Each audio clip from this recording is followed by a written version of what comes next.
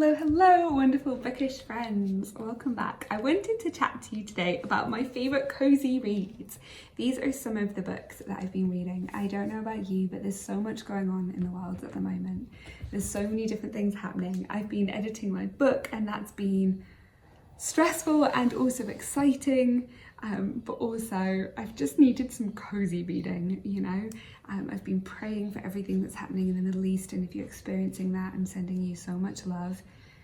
And just, we all are. I'm sure the comments are going to fill up. Just let people know that you're praying for them and thinking about them. I've got friends out there who I'm talking to and they're just asking me for joy and for comfort. So we're going to talk about some of my favourite comforting cozy reads. Let me know if you've read any of these ones before already as well. These are some of my true kind of joy books that I've been looking at, and yeah, let's have a look. So the first one is Summer at the Twist and Turn Bakery. I don't know if you've heard of Helen Rolfe. She's kind of bigger, she writes in Hertfordshire in England, but I actually found her by I had like one of the blind date with the books where you get a book that's wrapped up and you don't know what's inside it. And I had this, I kept the little scrap. It said, this was the clue that it kind of had on the outside. It said Village by the Sea. I was already sold. I'm like, I'm buying a book based in a village by the sea. I'm already happy. The Heritage Bakery, even more. Tall, Handsome Stranger. The Sun Begins to Set. Will She Be Lucky in Love?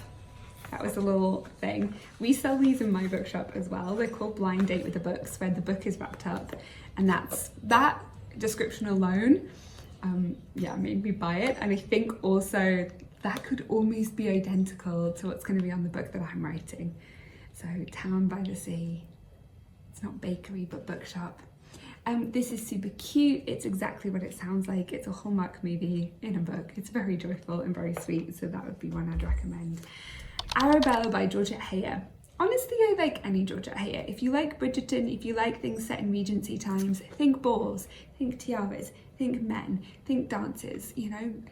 It's cotillions and it's lords and it's, their worries are very funny and charming, and I just find Georgette Heyer's characters so delightful. So if you like Jane Austen and kind of being in those kinds of worlds, this is definitely, she wrote so many, but my personal favourites, Arabella, Frederica, Lady of Quality, kind of the ones that focus around young women, and Arabella is armed with beauty, virtue and a benevolent godmother, as well as a notoriously impetuous temper.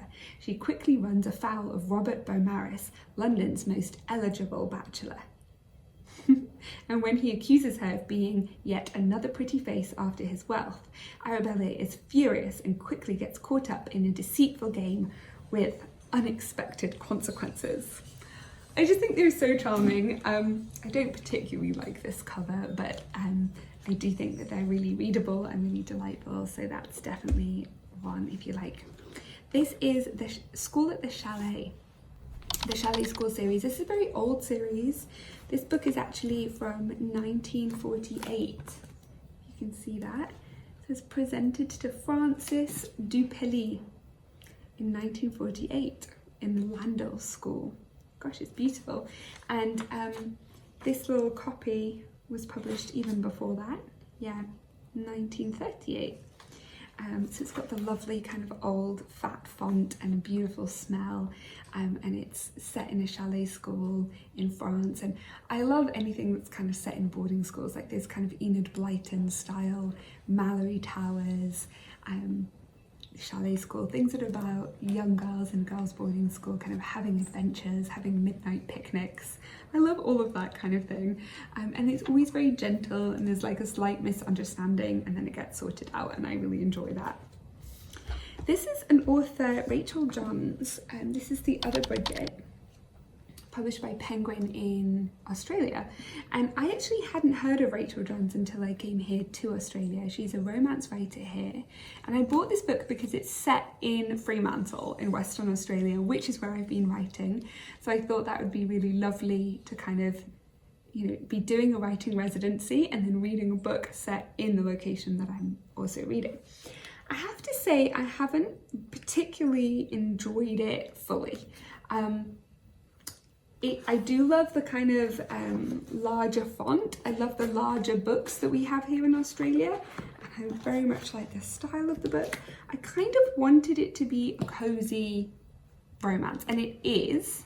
And she works in a library, which I also love. But I have to say, I found the main male character, he starts off kind of grumpy, and I love the grumpy sunshine trope. But I didn't think he just started out grumpy. I thought he started out rude and quite mean, actually. And she seems to respond to his rudeness by baking him banana bread, which I was like, if a man is rude, we should say no. We're not gonna try and make him like us. So for that reason, I didn't particularly love this one, but I got about a third of the way through, about here. I would be curious if you've read it. Would you recommend me reading any of her others? Would you recommend, because she's very popular, would you recommend me kind of continuing? A lot of people do it in book club, it even has book club notes at the back. So if you've read anything, encourage me to try her again. Lastly, my favorite author, Jenny Colgan. This is Welcome to Rosie Hopkins' Sweet Shop of Dreams. I mean, even from the title, I think that Jenny Colgan writes such delightful characters. They're full of joy, they're full of escapism. They're normally in a small town, often by the sea. I think she writes some set in Scotland as well. She wrote The Christmas Bookshop, The Bookshop by the Shore, yeah, a bunch of other ones. There's probably loads, but she writes, oh my goodness, yeah, there's all of these. So she's written, gosh, 20 plus books. The Little Beach Street Bakery, I really enjoyed that series, and it includes a puffin. But they're always really heartwarming characters, kind of set within a community, and then normally they've moved away from a big city and then kind of fall in love and learn to love the community. It's a trope that I love, it's a series that I love, it's a life that I've lived. I feel like I read her books and then was like, okay, I'm living in London, but I could move away to a small town in Wales and start a bookshop. So I feel like I kind of decided to live in one of her books in a way. Like, I'm gonna go and live in Wales and live in a little cottage and write books and run a bookshop, and that's what I'm doing. So she's definitely been an inspiration, but I will say it's not all sunshine and roses as it seems to be in writing. However, it is pretty delightful, and I've really enjoyed kind of working on my book, which I hope gives this kind of energy. In fact, this would be a dream publisher. Sphere would be a dream publisher for me. So everyone have your fingers and toes crossed, because my book is with editors.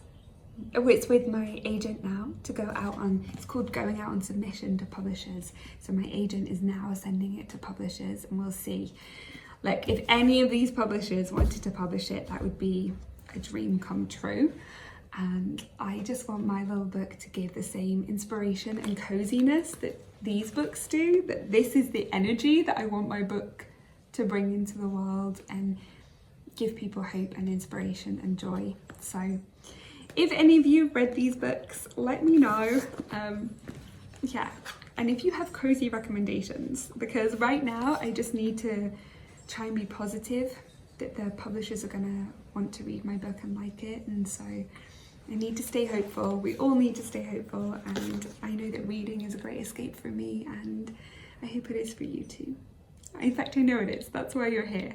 So I'm sending you so much love. Let me know what your favorite cozy reads are, and I can't wait to see you next week. Lots of love, everyone.